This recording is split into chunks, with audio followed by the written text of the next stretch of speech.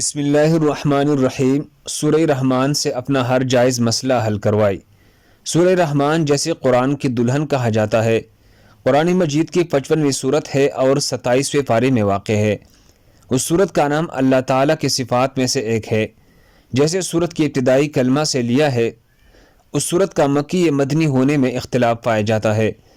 قرآن کی سب سے چھوٹی آیت بھی اس صورت کی 64ویں آیت ہے، مدھامتان۔ سورہ رحمان میں اللہ تعالیٰ کی دنیا اور آخرت میں بعض نعمتوں کو شمار کیا ہے۔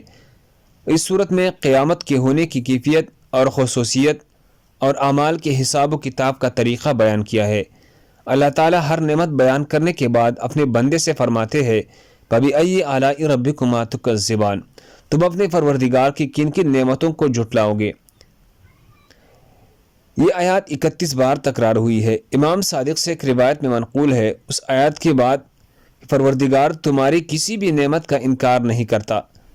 روایات کے مطابق جو شخص سورہ رحمان کی تلاوت کرے تو اللہ اسے شکر گزاری کا موقع فراہم کرتا ہے۔ اگر اسی دن یا رات کو دنیا سے چلا جائے تو شہید شمار ہوگا۔